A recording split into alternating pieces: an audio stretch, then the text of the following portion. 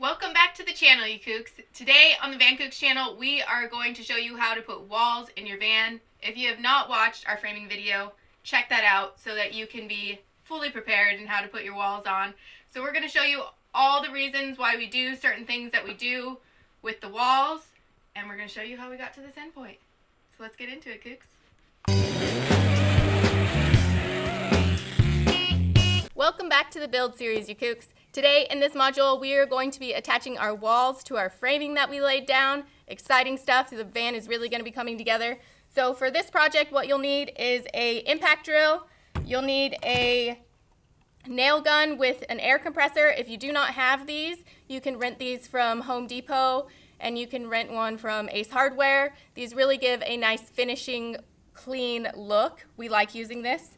But if you don't have that, you can get some of these finishing screws. And if you do use these, we'll show you how to use these when we put on the doors.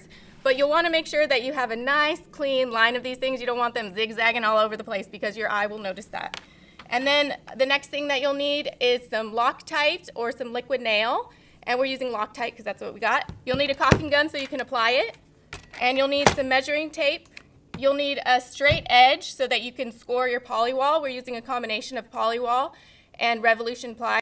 The Revolution Ply and the Polywall are both 4x8 sheets, and they're cheap, they're really clean looking, and we'll show you why we use them in the module. You'll also need some cardboard to make some stencils before you cut into all of your wall and Polywall.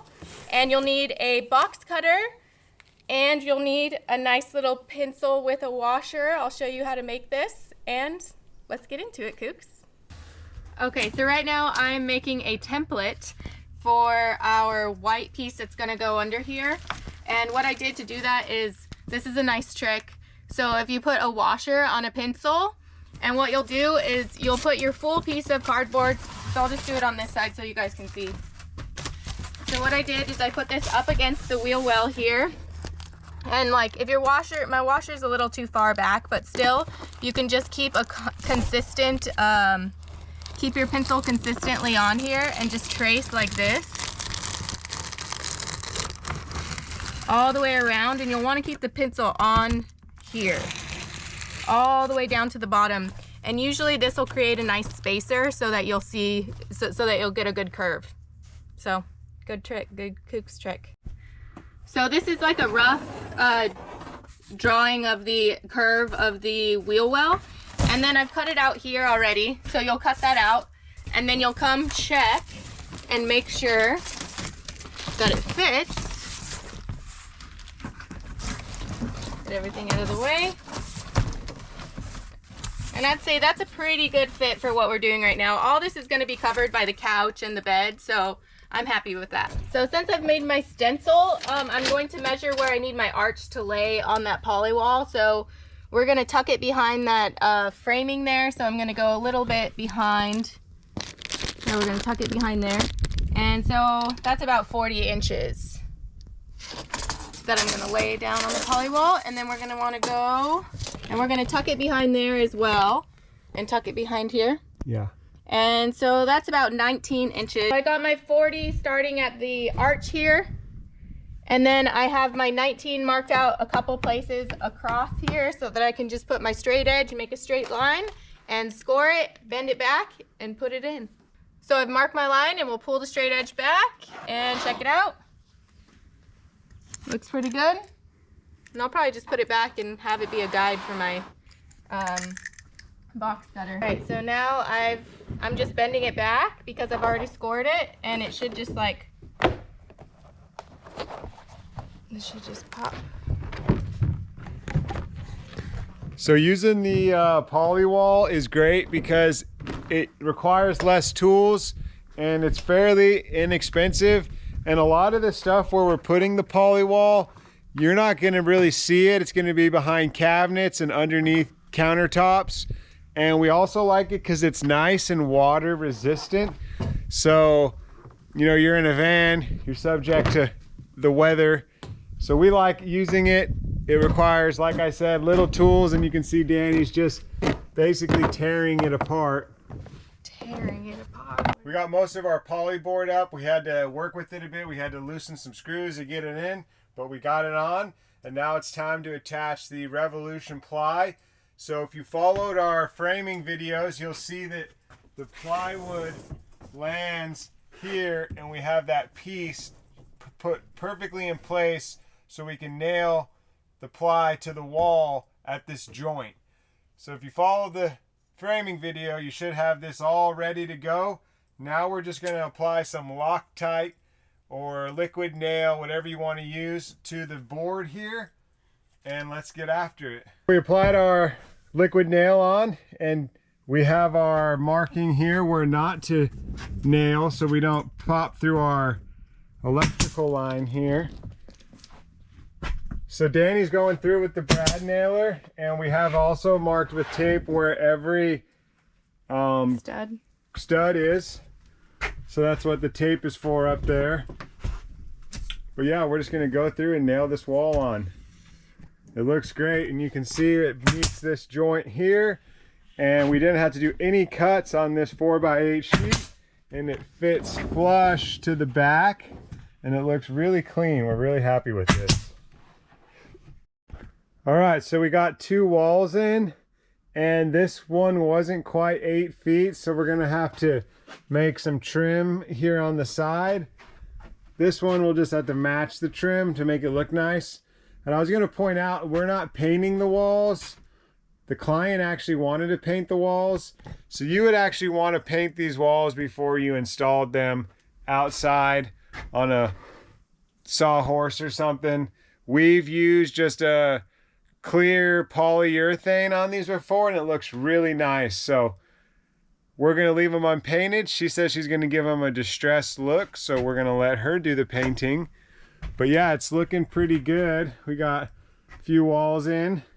We're going to have to go buy some more poly for some parts we're missing. And we're stoked on the turnout, and we're just going to keep on cranking it out.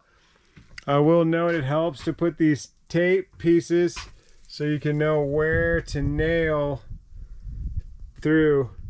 So sides, all that, it really helps. We got 2 8-foot walls on, and now we need to cut our walls down. So this one's going to be cut at 5 feet. We cut this piece. It's a 5-foot piece. I just cut it on the table saw, and now Danny's making a template for the corner, because you can see this transit has a nice little bubble out. You know, vanning ain't no joke. It's not making it easy on us.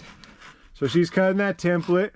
We got more poly board, so I'm going to cut this poly board here, and then for these 2 remaining pieces, and we'll get the poly board all wrapped up, and then we're going to do wood on this side across the top, because there will be open cabinets here, and then we need wood here, and then the walls will pretty much be done.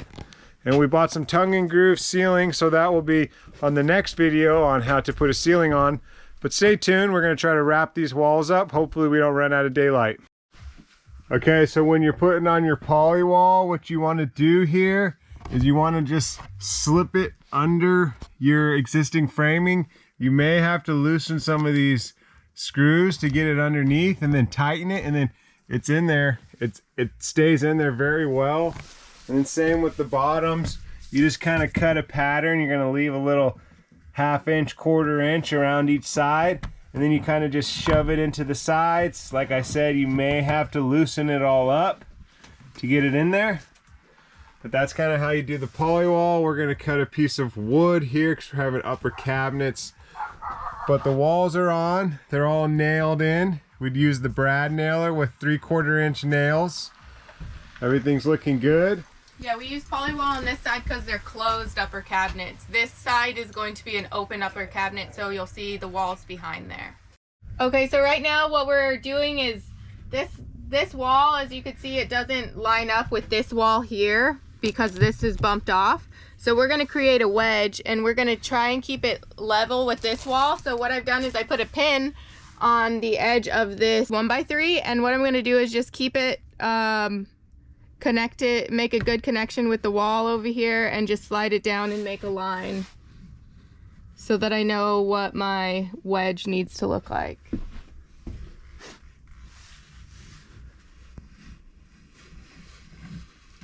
up on anything. All right, so we have our line drawn, and it kind of looks like it's straight, but it's actually a little less square than it looks.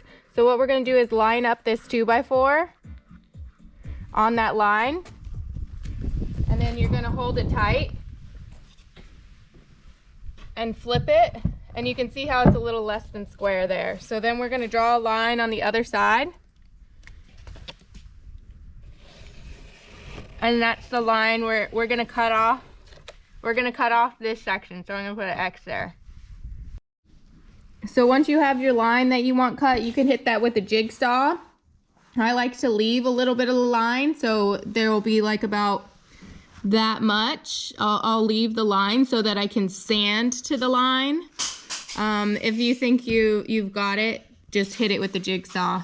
Because we have a bandsaw, I'm going to be using the bandsaw. But a jigsaw will work just fine. All right, so to attach this to the wall, I have put some countersink screws into my wedge, and that's how I'll get it to the wall. All right, so I countersunk all of these attachment points so that the wall can still sit flush. We've checked and made sure that the wall now sits flush with this one here, as we have the right wedge going. That's how you're going to want to attach your wall so it has a positive connection. You don't want it kind of like being flimsy on its attachment point. So the wedge is on, it's looking great. Now you're going to want to cut your holes for your switches and your wires. So we use this step bit. It's great for van life. And we're going to pop a few holes, and then here we'll just do a small hole, and we'll probably come back with our multi-tool and cut a better one there. We don't have our switches yet, so we're just creating a hole right now, and then we can get in there with the multi-tool like Kevin said. So you'll want to mark where your studs are. So we mark them with tape, and also on the tape we write where not to nail because we have wires, so we don't want to puncture the wires. So you're just going to want to mark that on each stud, and then this one's the same here. So let's do it. So now you're going to want to hit it with some glue. We're using some liquid nail on this one. And you'll really want to use glue because nails alone will not do the trick. So yeah, the glue's stronger than the nails. yeah, the glue actually is what really ends up holding it on there. So when you're putting your walls on, a lot of people ask like how the walls get attached to the van. So we attach them to the framing that we did in the last module. And then the framing is going to sit on this insulation, and you can see we have a nice air gap about 1 inch there, and we have some really nice air gaps down here. So this Reflectix is really going to be doing its job for us. It's going to be catching all that thermal heat in there, and then the wall will help a little bit as well. And this is just basically how you attach your van walls. You just frame it, and then you keep those countersink bits. So everything should be countersunk into the framing, and then when we put this wall on, it's all going to sit on flush, and you're going to be really happy with your work if you follow along with these videos. So now you want to take your brad nailer. We got 3/4 inch screws in there, and you're just going to nail it on. All right, Kookz, last time you saw us, we were putting in this wall panel here, and now we're in the van. It's getting really close. It's looking beautiful. And I just want to show you a few things on why we do the walls a certain way. So you'll remember we did the Polywall up at the top. These upper cabinets will have doors, and behind you can see the Polywall is just back here. It's serving its purpose. It looks nice. It actually gives us a little more space than the wood. The wood would have actually cut some space out of the cabinet. And this is easy. Like you saw us do it. You just use a razor blade, you score it, you break it, you tear it. You don't even need a saw to do this, and it actually looks really nice and clean. We love to use this stuff. And then on the other sides where we were going to have it open, so here we just cut another piece of Revolution Ply and put it in there, and there's a seam, but you can't see the seam because the cabinet covers the seam. So that's a little trick. You can cover your seams up with your furniture. Here on the edge where it was a little shy of meeting the edge of the framing here, we just cut a little strip, put it down, and then we will cover this with a nice piece of trim here so it'll look nice. You won't even see any of these lines, And then here we just decided to use more of our tongue and groove, which is the next step. We're going to do our ceiling next. So don't go anywhere, guys. You're going to want to see how we built this entire van to get to the point we are now. We will do ceiling, and we will put our door panels on, and then we will do cabinets, and we will cover it all, and all the electrical and all the stuff. So you're not going to want to miss out. Always subscribe if the content is helpful, and always please share with a friend that's building a van. This will help them out a lot. So thanks for watching. Give us a thumbs up. We appreciate you guys always being here for us, and we will see you next week. Later, you kooks.